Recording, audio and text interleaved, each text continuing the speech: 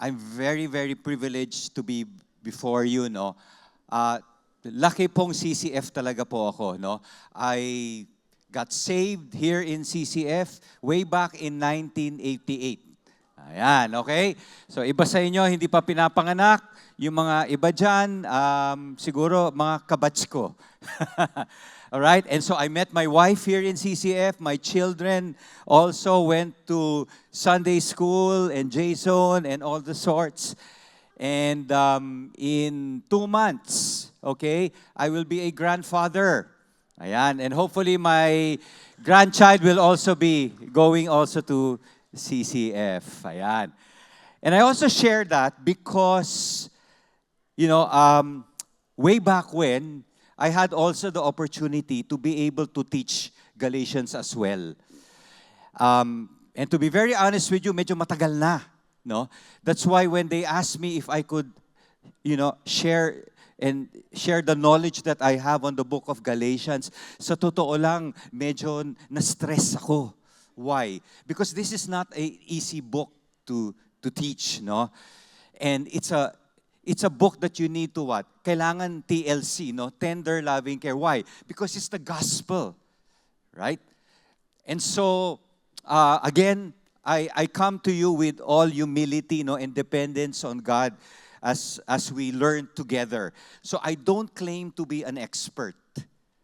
Maybe you can call me as somebody who has read, has studied, and has been transformed, right, by the gospel. And the book of Galatians precisely emphasizes the need for us to really, really understand, but more importantly, to be able to live out the gospel. Right? Why? Because ngayon pa lang, sasabihin ko na po sa inyo, para sa mga hindi nakakakilala sa Panginoon Diyos, ang Biblia ay ang buhay po ninyo. Kaya kung nakikita nila na ang buhay ninyo ay aligned sa gospel, anong sasabihin ng mga tao? Yung mga hindi naniniwala, okay yan. Correct?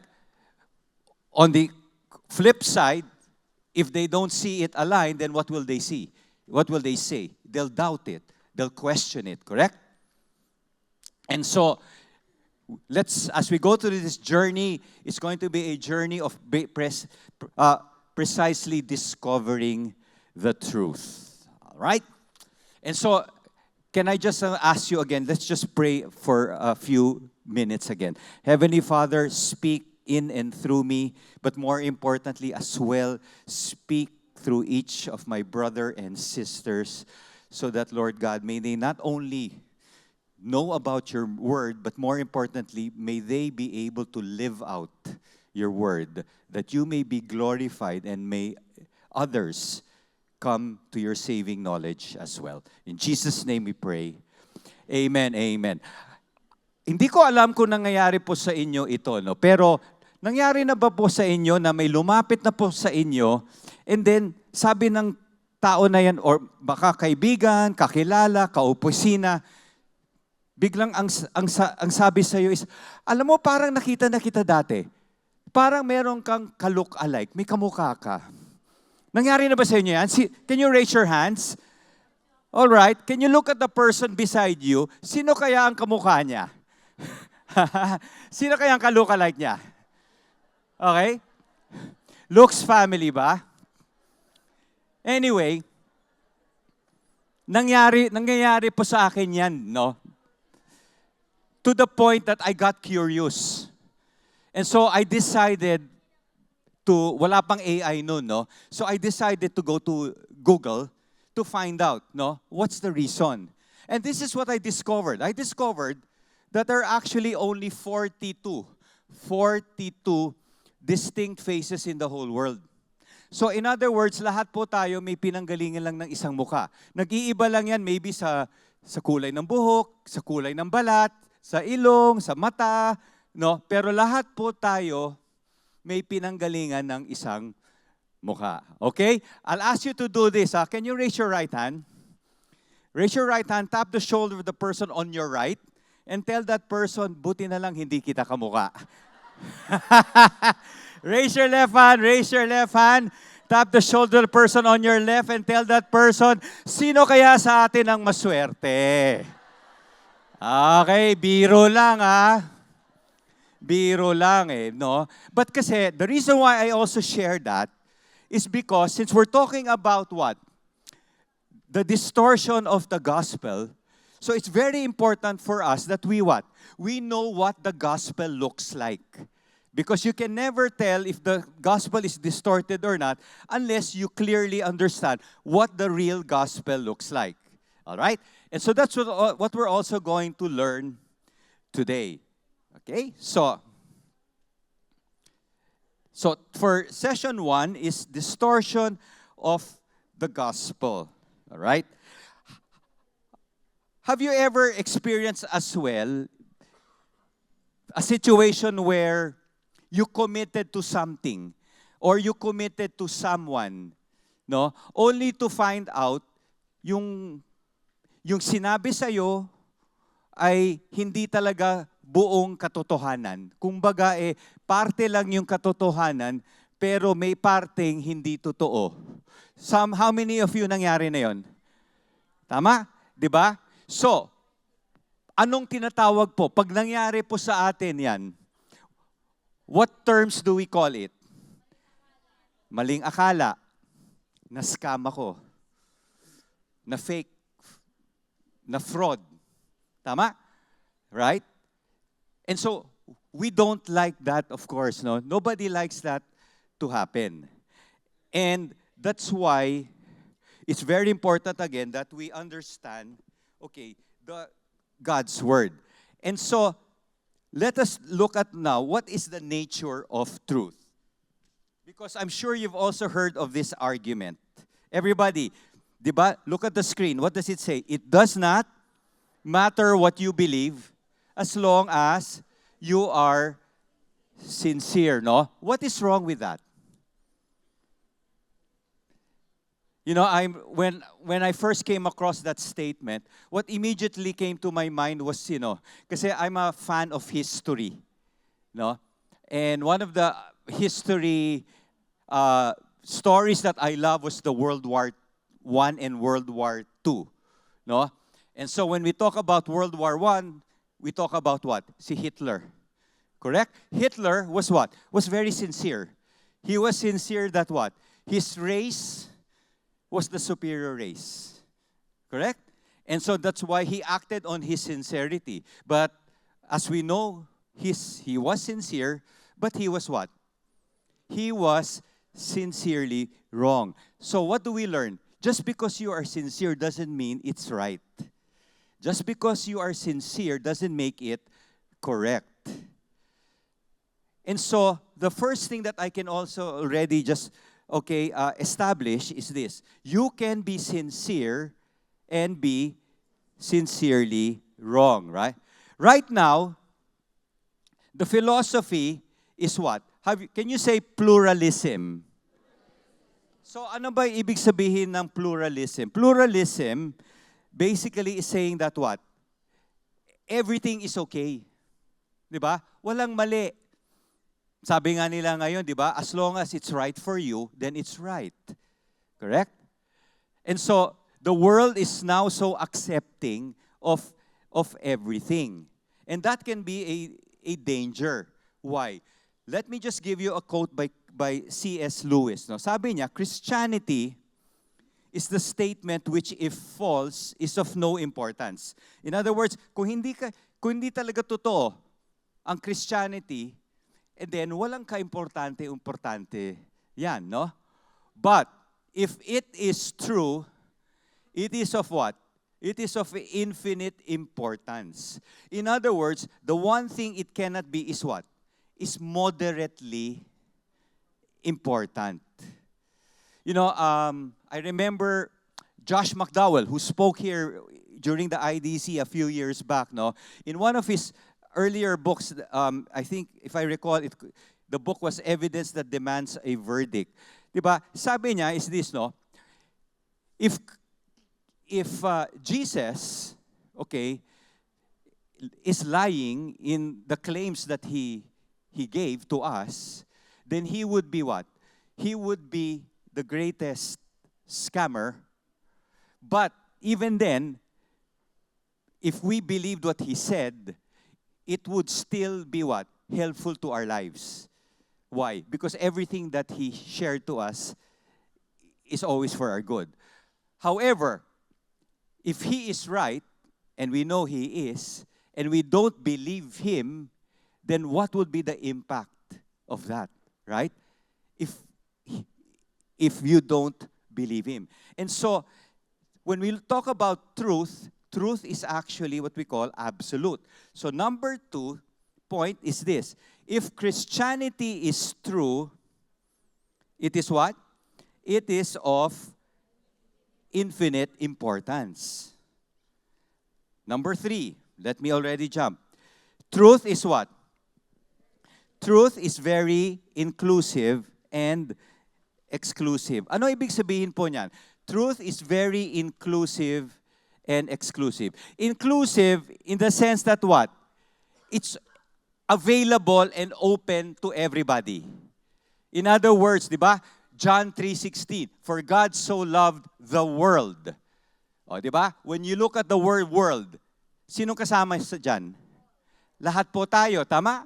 Di ba? So, hindi siya namimili kung sinong mamahalin niya. Lahat kasama po yan.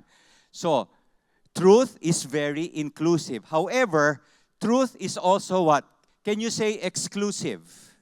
What do you mean by exclusive? It cannot contradict itself. Yan ang ibig sabihin ng exclusive. In other words, truth cannot contradict itself. So today, when we look at universities, when we look outside the world, they are teaching people that there is no such thing as what? As absolute truth, right? Again, the truth is what you make out of it. Yan ang turo ngayon, di ba?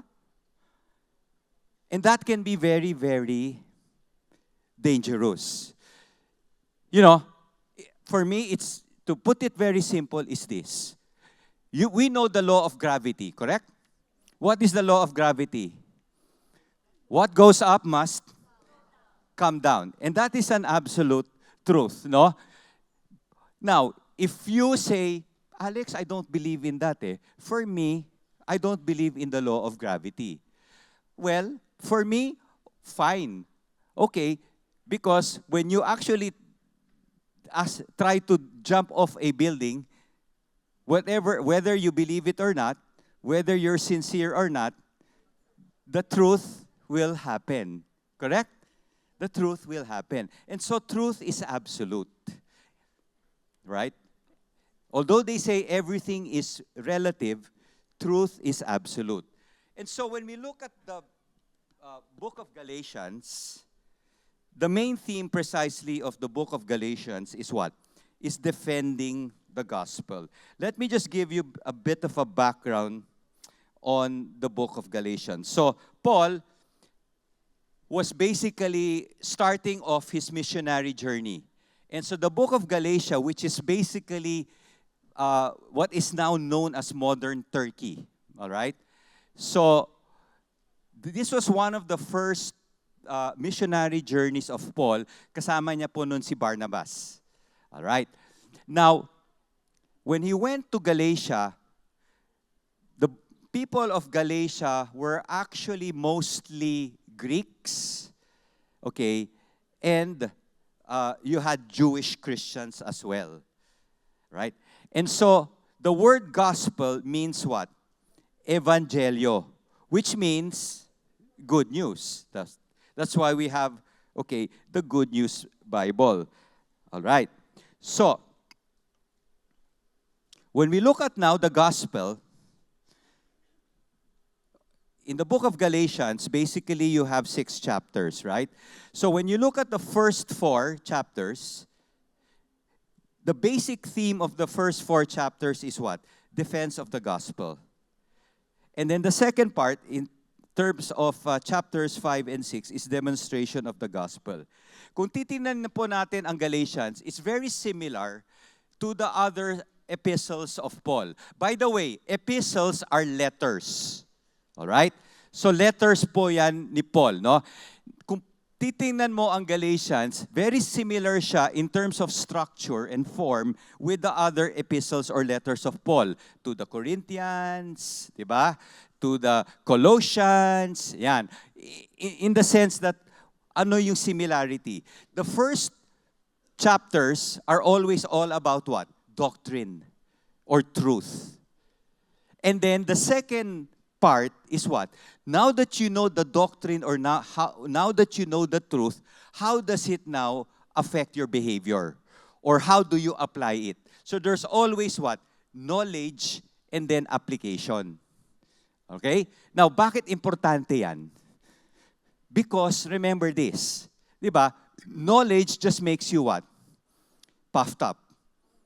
Right? Knowledge is good, but more importantly is what? Application. Because remember, let me bring you back to Ephesians chapter 2 verse 10. Because we are created in Christ Jesus to do good works.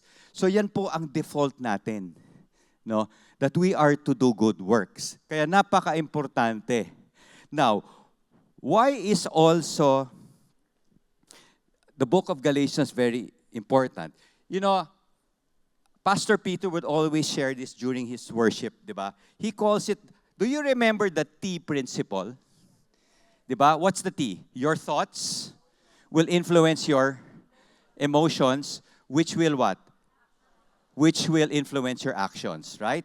Well, in relation to this, I have my own version of the T principle. I call it the 3 B's. B, okay?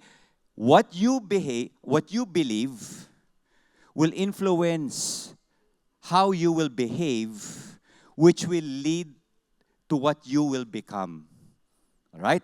And I will be repeating that over and over again. Let me reiterate. What you believe, kung ano ang mga sinasabi mong totoo, ano ang mga bagay-bagay na sinasabi mo sa sarili mo na ito ang paniniwala mo, yan ang mag-iimpluwensya sa iyong mga gawain or your behavior, which will obviously lead to what you will become. That's why what you believe is so important. Because that will influence or impact your behavior. Do you understand? Yes? Can you raise your right hand? Tap the shoulder of the person on your right. Okay? And tell that person, makinig ka, kailangan mo ito. Okay? Okay? Raise your left hand. Tap the shoulder person on your left and tell that person, mag-ingat-ingat ka sa pinaniniwalaan mo. Okay? Biro lang ha. Okay? Yan. So, your faith, our faith, must be what? Must be based on truth. Right? Because when it is based on truth, it will do something in your life. It will change your life. And then what happens? See, look at this. Behavior follows. Diba? In John 8:32, everybody, can you all read it with me? John 8:32. Pakibasa. Diba? Then you will know the truth, and the truth will set you free. And so, in the second part of the defense of Paul's authority and distortion of the gospel, very interestingly, diba? How many of you here, I'm just curious, how many of you here are, sinusubaybayan nyo po yung trial, yung impeachment trial? Okay, diba? So, ngayon, okay, my wife is a lawyer, no? But my wife is not a trial lawyer. But usually, in law, if your defense is weak, meaning to say, wala ka masyadong hawak na ebidensya, di ba, to defend yourself, usually, ang strategy ng mga abogado is to do what? Well, babalik na rin lang yung truth, but more importantly is this. They will what? They will try to what? Cast doubt on the credibility of the person. Di ba? And so, yung style po na yan, matagal na pong ginagawa po yan. Dito pa lang po, ginagawa na po. Papaano? Kasi ito po ang ginawa nila. Because since I guess they knew that you cannot distort the gospel, so what did they do? They try first to do. They try to what? Attack on the credibility of the Apostle Paul. Okay? So yan po. So that's why, sa umpisa pa lang, anong ginawa po ni Paul? Dinepensa na rin yun po yung sarili niya. And we will look at that, okay?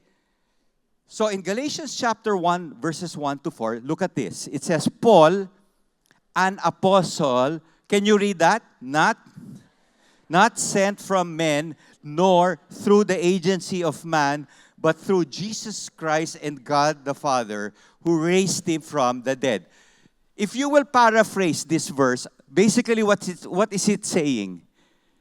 Yung instructions po, ako po messenger, pero ang nag-utos po sa akin ay hindi ibang tao. Kung hindi sino? Ang Panginoon Diyos. 'Di ba? Siya po ang nag-utos po sa akin.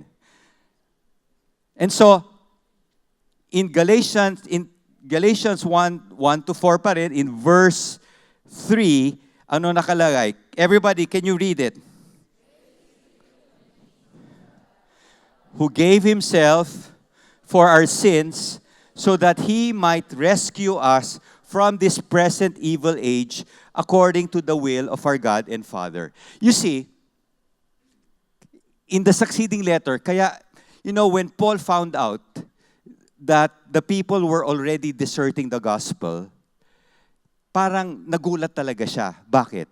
Kasi, hindi naman ganun katagal siyang nawala eh.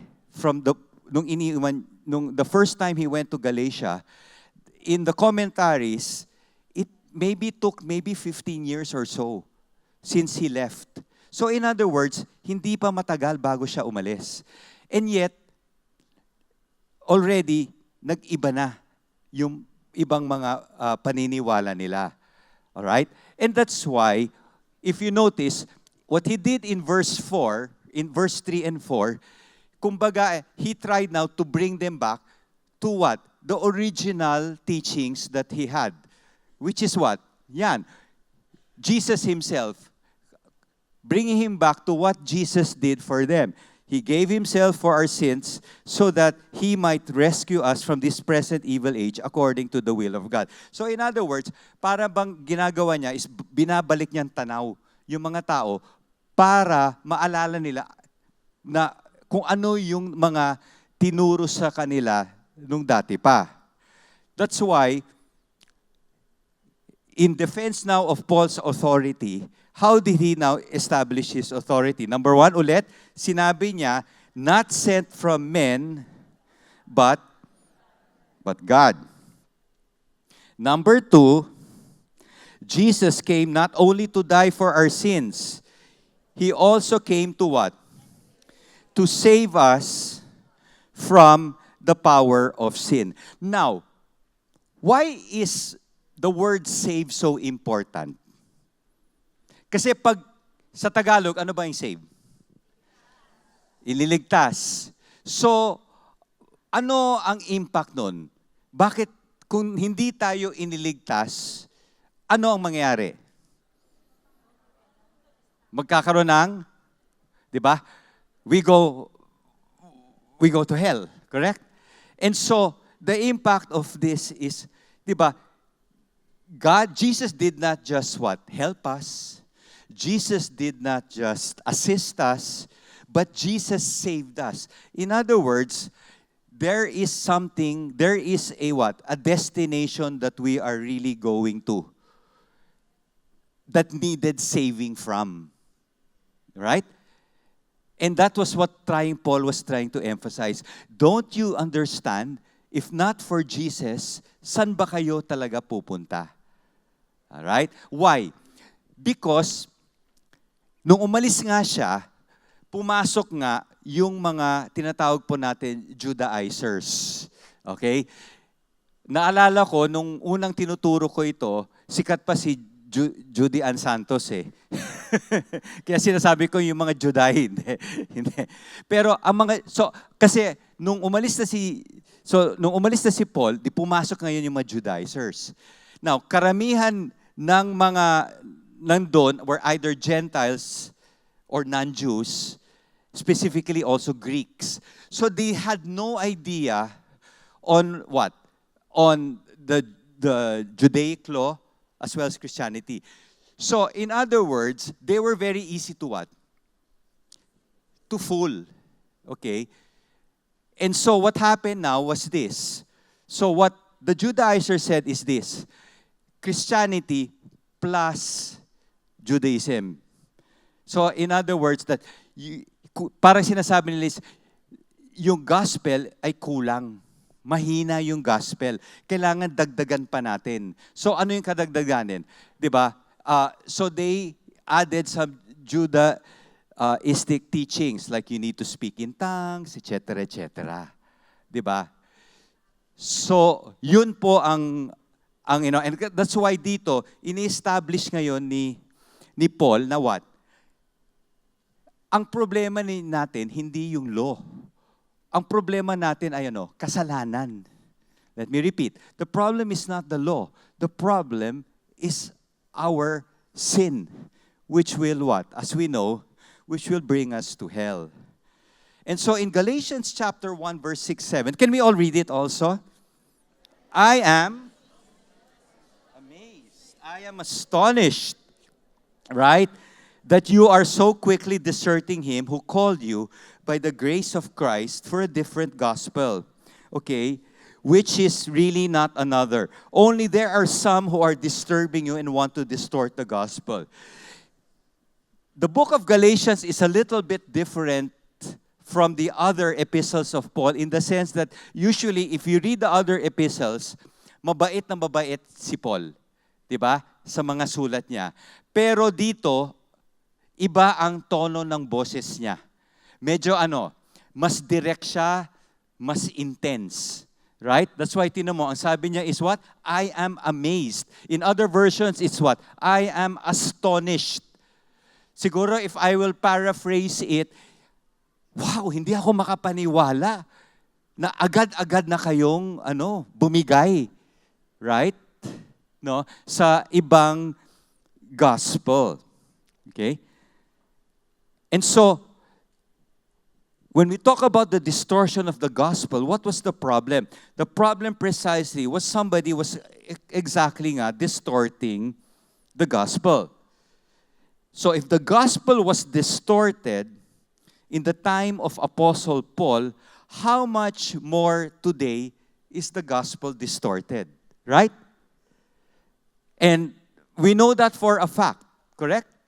That the gospel now is this, I remember many years ago, I was able to meet an employee from the central bank. And I asked him this question, how can you tell whether the money is fake or not? Kasi I remember nung pumunta kami, nag-field trip kami doon dati, nakikita ko kasi ine-ex nila yung mga ibang money na I guess hindi sumusunod sa standard. Sabi ko nga sa sarili ko, naku, sayang. Diba? And I remember what he said. He said basically is this, He said, we know so well what the real one looks like that we can tell which is fake or which is not according to standard. Right? And so, very much today is this. That's why we have to really understand and be clear on the gospel. Why? Because there are so many out there that looks like the gospel, that sounds like the gospel, but is not actually the gospel. And so we need to be very, very careful. That's why in Galatians chapter 1, 8 and 9, it says, but even if we or an angel from heaven should preach to you a gospel contrary to what we have preached to you, he is to be accursed. As we have said before, and so I say again now, if any man is preaching to you, what? A gospel contrary to what you received, he is to what? He is to be accursed. One of the reasons why I am very, very, how do we say it, careful in in this particular Bible study, as I mentioned to you earlier, because it's the gospel I want to make sure that every word that I utter is from God and it's not from anybody else. More importantly, it's not from me. See? Because look at this. He is to what? He is to be accursed. So ano ibig sabihin pa yan? No one can change the gospel. We, the apostles, cannot change the gospel. An angel, sabi nga niya, di ba? Cannot change the gospel. And so in 1 Corinthians chapter 15 verses 1 to 4, ito ngayon ang ganda. Kasi in 1 Corinthians 15, 1 to 4, can we all read it together? Now, I make known to you, brethren, the gospel which preached to you, which also you received, in which also you stand, by which also you are saved. If you hold fast the word which I preached to you, okay, unless you have believed in vain. You know, the problem or the challenge sometimes in man or people's attitude towards the gospel is like this. Kuminsan kasi, ang feeling natin, o ang tingin ng tao sa ebanghelyo o sa gospel ay parang gamot, medicine. Ano ibig sabihin? Kasi kuminsan, sinasabi ng tao is this, when you accept the gospel, what happens? Dapat bumago na yung buhay ko.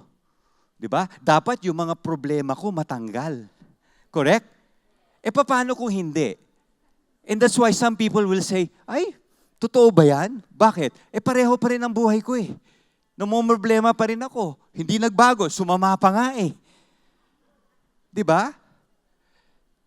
And so we know that what? Remember this, remember? God never promised what? God never promised that we will have what? That danger will not happen.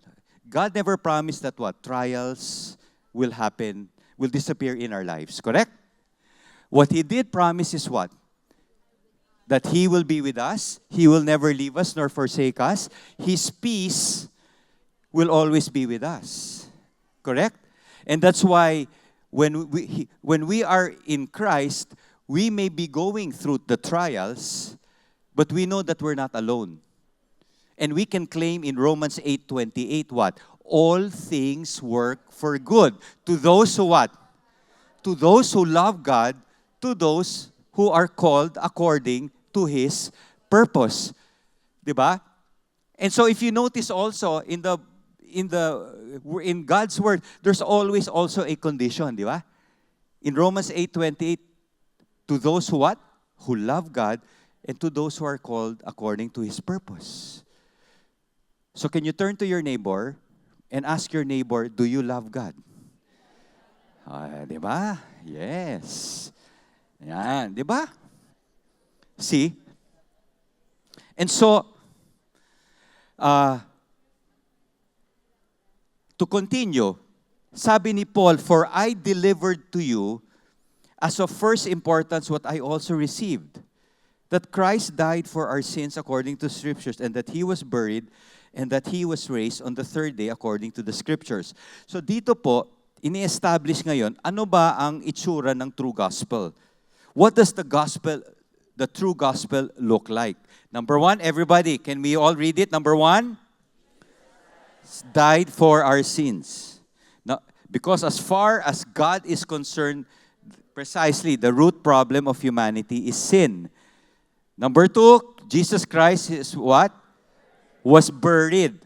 And Jesus Christ Jesus Christ rose again. So what is the byproduct of that? Diba? Number one, Jesus Christ died for our sin. So that's why, number one, so konting konting history lesson tayo, personal. So since Jesus Christ died for our sins, what happens? In Jesus' eyes, the slate has been wiped clean. Correct? In other words, we are now what? We are sinless in His sight. Okay? We are sinless in His sight. And that's why, di ba, in Galatians, we are what? New creations. The old has passed. Behold, the new has come. So can you look at the person beside you and tell that person, you are new. You are a new creation. Di ba? And why is that powerful? Because again, the law cannot tell you that. The law cannot tell you that. The only thing the law can tell you is what? Is whether you have sinned or not. Diba? But only Jesus can clean and wipe away your sins, both past, present, and future. And I don't know about you, what is the impact of that?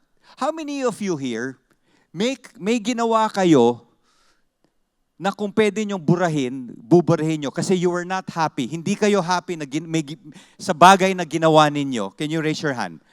Okay. So all of us, correct?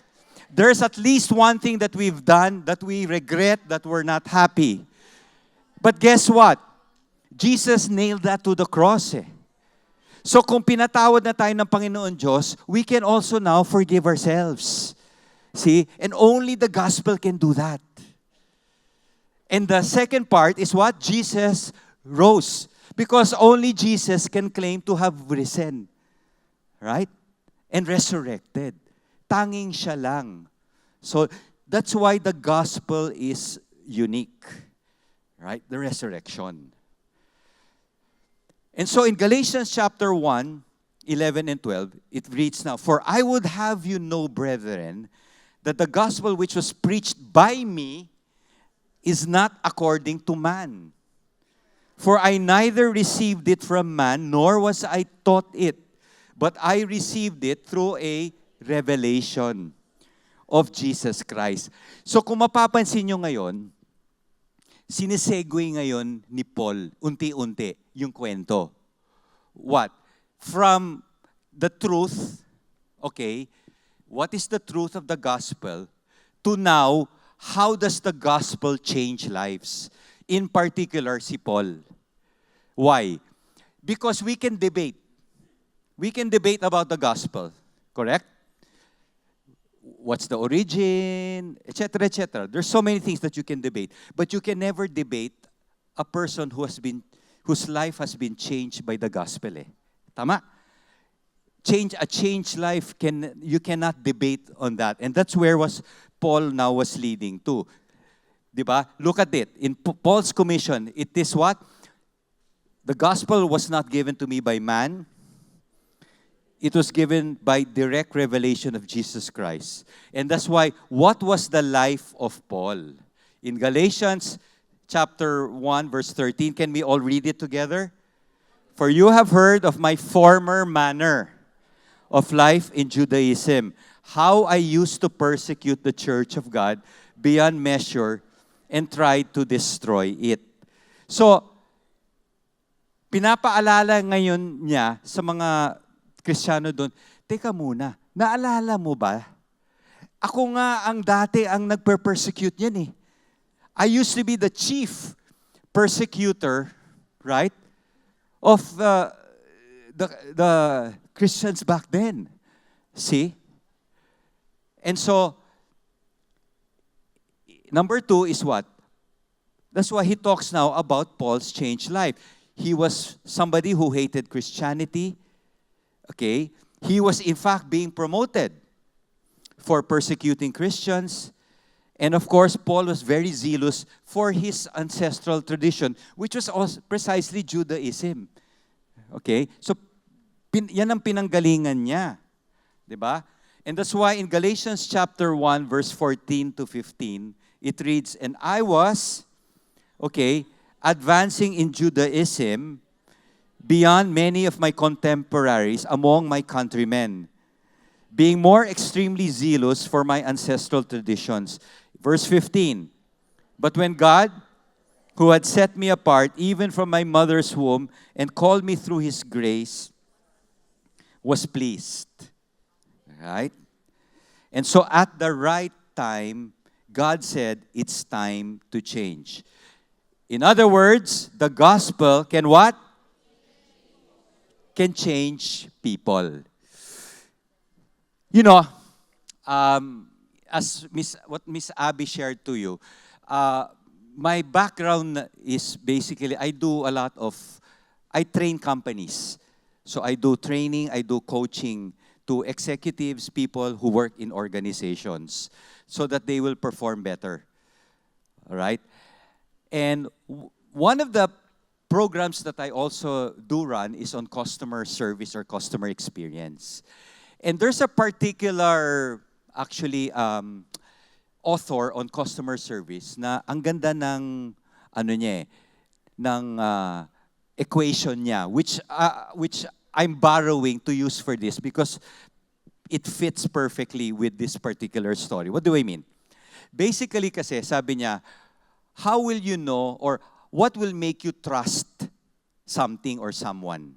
Okay? So meron siyang formula. And it fits perfectly to what we're studying today. Again, let me repeat. What is the formula for you to trust something or someone? Okay? All right. So ito yon. Number 1 is this. Can you say credibility? Ano ibig sabihin ng credibility? Kredibilidad. Di ba? Example. Di ba? Pag nagsisipilyo tayo, anong toothpaste ginagamit natin? Colgate, di ba? Kung uso pa yung commercial, ano ba yung tagline ng Colgate? Fights, cavities, and tooth decay, correct? Now, ewan ko pa kung hanggang ngayon, pero dati, sa commercial, ano yung talent na ginagamit nila ni Colgate? Hindi gwapo. Iba yon. Dentista. Tama? Bakit? Kasi ang dentista is what? An expert. 'Di ba? Maniniwala ka sa dentista kasi basta sa ipin alam niya. Ang gwapo hindi ka maniniwala. Ang gwapo, hindi, pero ang sinasabi niya, tinutukoy kasi niya si close up. 'Di ba? Kasi si close up fresh breath. 'Di ba? Kaya magjowa. Tama? 'Di ba? Pero si Colgate kailangan expert. Bakit? Kasi pag expert, meron siyang kredibilidad. Okay. Now, does Paul have credibility? Yes. Kasi pinagdaanan niya siya mismo. Correct? Now, the second part of the equation is this, credibility. Does God have credibility? Jesus have credibility? Yes. Why? Siya yung napako eh. Correct? Alright? The second component, credibility plus what? Reliability. Can you say reliability? Ano sa Tagalog yung reliability? Maaasahan. Okay? Maaasahan ba si God? Yes. Paano? Pinatawad nga tayo sa ating kasalanan eh. So, reliable, di ba? Now, there's a third component. What is the third component? Is this intimacy or relationship. You see, why I think that's very applicable to here is this. Because you need the Bible gives us the credibility and the reliability. Correct? So it's it's knowledge. Tama? But knowledge without experience or relationship will what? Just be head knowledge. Let me repeat. Knowledge, okay, without experience is just information. Diba? But knowledge plus experience equals what? Transformation. Amen? See, ano ibig sabihin po nun? That's why in the case of Paul, what happened? When the angel approached him, what happened? Diba? He was transformed. See, ganun rin po tayo. Kasi, yes, the gospel, we need to understand that the gospel, but we also now need to what? Learn how does the gospel now apply to our lives? How does it transform our lives? Right? Konting kwento lang po Kasi ako po, I first basically accepted the gospel way back 1987. I was on my last year of college. Okay? And mahaba po yung kwento po na yan, pero may mga pangyayari po sa pamilya po namin na talagang, kumbaga, I was humbled. How? Talagang God removed everything from me. As in, walang-wala na talaga yung pamilya ko at ako. And so I remember, I was like you in those days, katulad lang, nag-aaral po ako, nagba-Bible study, and I remember this, hindi pa ako masyadong marunong magdasal. Pero alam ko na po yung gospel. And then, one time, sabi ko kay God, Lord, sige, naniniwala na po ako sa inyo. Pero sa totoo lang po, hindi ko alam kung ano yung sinasabi mo ay totoo talaga. Bakit? Hindi kasi ko po na-experience pa. So I was very honest with God. I said, I know your word, okay, but I haven't experienced it yet. And so I said, Lord, can you help me experience you so I know that you are truly real in my life? Okay, and I was on my last year of college. Now, back then, it was a very simple example. Kasi, so wala akong perang papunta sa eskwelahan. So nakatira po ako noon dati sa Malate, MH Del Pilar. So nag-aaral ako pa noon po sa UP. Ang sakay ko po noon ay via Espanya, Philcoa, etc. Now, so when I prayed that prayer, I said, Lord, gawan mo ako ng paraan para ma-experience ko kayo. So, after that prayer, inayos ko po yung mga gamit ko sa school. And then habang kong inaayos, guess what happened? A 20 peso bill fell off. A 20 peso bill. Now, nung panahon na yon, for yung mga young ones, ang 20 peso bill, malayo nang mararating mo. Okay? Malayo na mararating mo. But I shared that story even up to now, even if that's so long ago. Why? Because that was very, for me, symbolic. And God was telling me, okay, Alex, so naniniwala ka na ba talaga sa akin na totoo ako? See? And so because of that experience, I've been learning precisely is this, that, believing in God precisely is not just here, but it's here. It's in trusting Him 100%. In believing that He will what? Cause a good thing. That His plans for you, diba, are not to harm you, but to give you a future and a hope. And that's what Paul was saying now. In Galatians 1:16, sabi niya, to reveal His Son in me so that I might preach Him among the Gentiles. I did not immediately consult with flesh and blood. Kaya rin nagagalit nung panahon pala na yun sa Galatia, yung mga ibang Jewish Christians. Bakit? Kasi feeling nila, sila lang ang may karapatan sa gospel. Kasi feeling nila is mas superior kami versus the Gentiles. Right? And again, that's where Jesus broke all the rules. Why?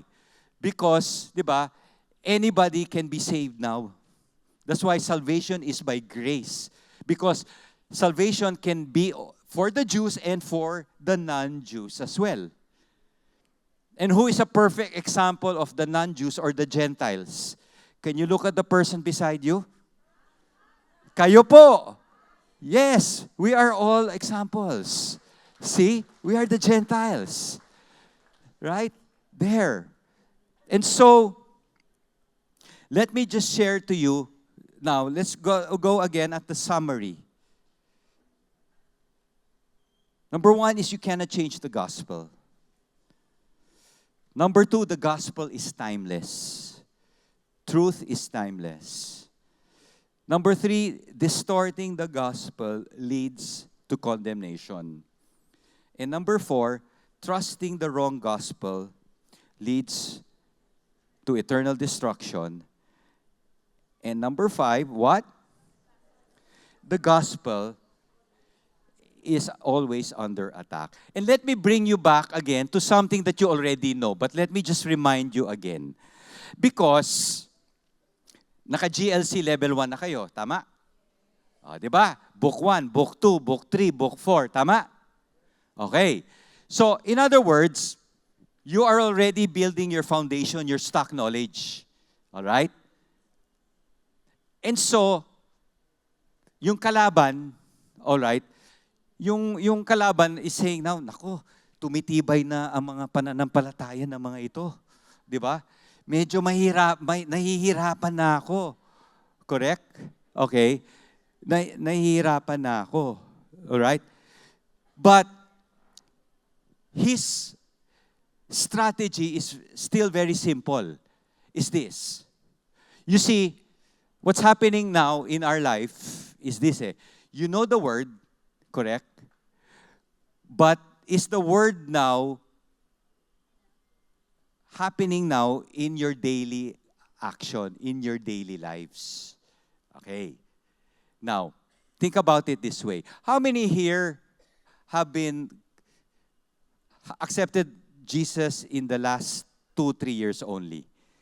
Can you raise your hand? Okay, so the rest mas matagal pa. Okay, very good. But still, whether matagal na, but let's put it this way. Before you accepted Jesus as your Lord and Savior, lahat po ng kaalaman ninyo galing sa mundo. Tama? Okay? And then, one day, you learned the Bible, you learned about Jesus, and so what happens is this. Everything that you learned from the past, you have to replace with the new. Correct? Behold, the old is gone, the new. But in the process, there's always a struggle. Tama? Okay? Can you turn to your neighbor? Tell your neighbor, magpakatotoo ka. May struggle yan, tama? Very good, normal kayo. 'Di ba? Bakit? Kasi part of us will always saying, gusto ko sumunod kay God. May part na, hindi, mas madali ito mas okay ito 'Di ba? May ganunan yan. Correct? And so, what the gospel is saying now is this Don't distort the gospel personally. 'Di ba? Because the word of God doesn't change. Nalala ko may isang pastor dati, ito hindi ko makalimutan yung sinabi niya. Sabi niya, kung ang feeling mo lumayo ang Diyos, sino yung lumayo? 'Di ba? Kasi si God never changes. He never. So tayo. So, in other words, don't distort the gospel because the gospel again is what? God died for our sins. God resurrected. Right? God rose again. In other words, we have victory over sin and death. In other words, we have the abundant life. Amen? See, that's the truth. So don't distort it. How do we distort it? By sometimes telling God, Lord, ang bagal mo. Lord, nandyan ka pa ba? 'Di ba? Lord, mas may alam pa ako kaysa sa iyo sa problema ko. 'Di ba? Don't you think that's distortion? 'Di ba? Because let me tell you this, brothers and sisters. Satan is just waiting for you to make that opening. Small opening lang si Satan na, kunyari si Alex, yun medyo bumibigay na. Medyo nagkakaroon na ng doubt. Kaya, dito na ako papasok. See, don't let that small entrance, don't give Satan a chance. 'Di ba? And immediately, claim God's word. You know, this morning, for some reason, I guess God was really preparing me for today. Why? Kasi usually, ang habit ko is, habang ako nag-aayos para bago ako pumasok, nanonood ako ng YouTube. Usually, ang pinapanood ko is yung mga favorite ko, mga pastors, kuminsan yung trial, di ba? But today, today, when I was doing kasi habang naglalakad ako, for some reason, kasi, how many were in CCF last Sunday sa worship? Okay. May kanta kasi yung Trust in God, yung I sought the Lord. Ay, hindi ako marunong kumanta eh.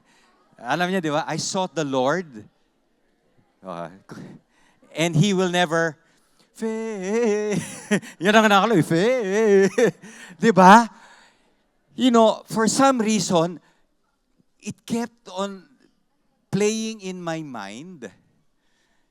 And then when I watched YouTube, I decided to go to that YouTube. And I do encourage you to check it out. It's by Elevation Worship. Wow! I was really, really, again, blown away because by the phrases, I sought the Lord, and He heard, and He answered, and He will never fail. I was in tears. Even at this moment, as I share this to you, I am in tears. Right? And so, my challenge for you today is this. May our prayer be, Lord, if I distorted the gospel by doubting you, by not believing in your word, right? Maybe we can now pause in prayer and just to surrender and say, Lord, ask for His forgiveness, right? And that He may now, may we now really just hold on to His true gospel. Okay, so let's pray. Heavenly Father, we just thank you again for the good news. And that's why it's called the good news, is because you have given us the victory over sin. And because you have given us the victory over sin, we have victory over every single trial or problem that we are going through. And so I just ask, Lord, for your forgiveness, Lord. Sa mga pagkakataon na, nagduda kami sa iyo, binaliwala po namin kayo, sinabi po namin sa iyo na mas marunong kami, mas magaling pa kami. Forgive us, Lord God, for our foolishness. And we thank you, Lord God, for your love that is so stubborn, that in spite of our hard-headedness, Lord God, your grace is always there for us, extending to us, Lord God, so that we can draw ourselves near to you again. And I pray for my brothers and sisters here tonight. May you just again show up in our lives, that we may truly be able to experience you in a very personal and unique way, Lord God, so that we may continue to just hold on to your true gospel. In Jesus' name we pray. Amen and amen. Maraming salamat po.